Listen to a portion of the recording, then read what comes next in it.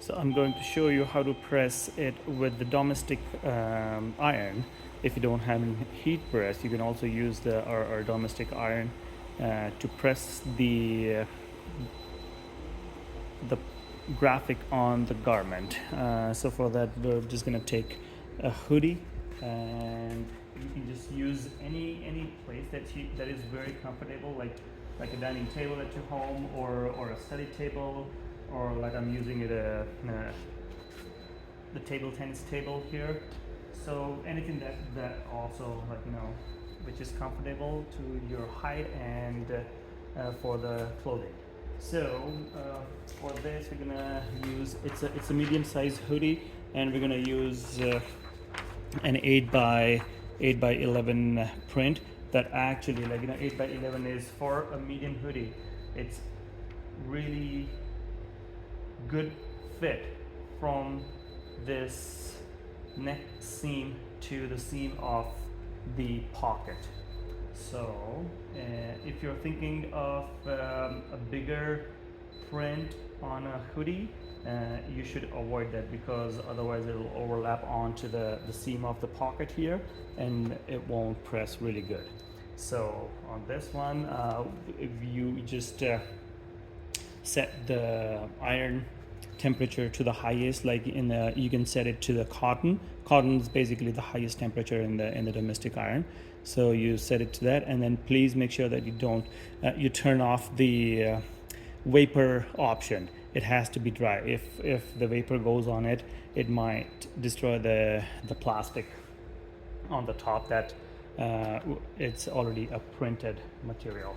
So you can just lay it and then eyeball it into the center, or you can, if you want to be really precise, you can also use the tape measure and then measure from this side to this seam and this side to this seam here. But I usually, I've done it enough so that even just an eyeballing gives me a really good center design position. Okay, so you just place it, and then you have to press it for at least hard press, push it harder, and then for 10 seconds. So when you do that, and then you make sure that you cover the whole. I have the bigger. This is also called a heat press, but the manual heat press, not even a manual heat press, like a domestic, but it's a little bit bigger area. But it's the same for a domestic iron. But you make sure that you cover all the area, and then press it really hard for 10 seconds, and 1, 2, 3, 4, 5, 6, 7, 8, 9, 10. Then you move on to a different pace.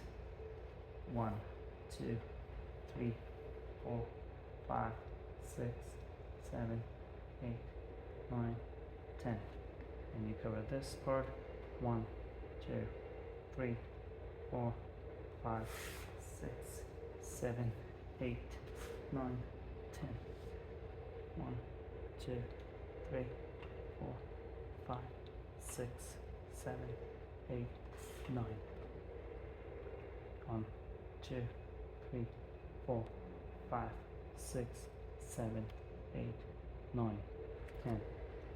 And then you just place it off, and because it's a hot peel, you can just let it sit for a little bit and try to put, I always recommend that, so here I just saw that just a tiny corner actually came off a little bit, so I will just push it back a little bit more, and then try to peel it off from a different angle.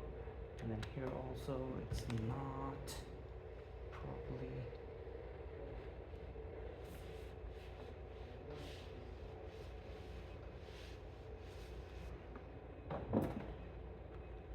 So you have to be very careful with if you're using the iron, the domestic iron, because pressing evenly is a bit harder to judge on a domestic iron, so you should always be very careful, and then just peel it off from one corner. It has to be either corner, doesn't matter.